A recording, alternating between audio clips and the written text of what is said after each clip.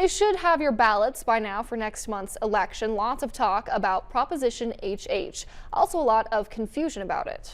Yeah, given that it's pretty much the biggest issue on the ballot and it's your money at stake, Marshall Zeliger is going to take a few minutes right now to explain what happens if Prop HH passes or fails.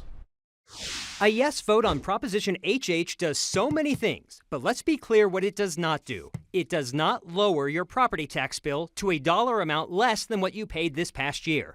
A yes vote creates a discount on your property tax increase for 10 years. Next year, your property tax bill will still go up, just not as much if Prop HH passes. The higher the value of your property, the more money you will save. A yes vote allows seniors to take the senior property tax exemption with them to new homes. Those who are 65 and older and have lived in their home for 10 or more years get a portion of their home's assessed value tax-free, and Prop HH makes the discount portable to new homes. A yes vote allows the state to keep and spend more each year than is currently allowed. That money would normally be refunded back to you as a Tabor refund. With the exception of next year, a yes vote reduces your future Tabor refunds and could eliminate them in some years depending on future unknown economic factors. More on what a yes vote means for next year's Tabor refund in a moment.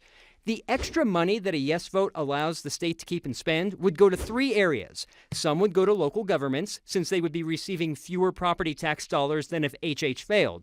Up to $20 million each year would go to a rental assistance fund.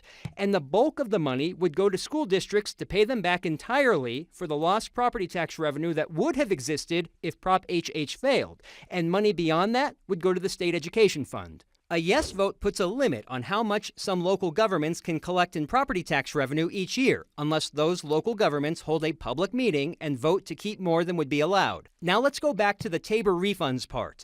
Only if you vote yes will Tabor refunds next year be equal, no matter your income level. That means if you make up to $99,000, you will get a larger Tabor refund. If you make more than $99,000, your Tabor refund will be smaller. In future years, everyone's Tabor refund would be reduced overall, with higher income earners seeing more dollars taken away. A no vote makes no changes to the current property tax structure. A no vote does not allow the state to keep and spend more money than is currently allowed. A no vote would distribute next year's Tabor refund based on your income level. Fewer dollars for low-income earners, much more Tabor refund dollars for high-income earners.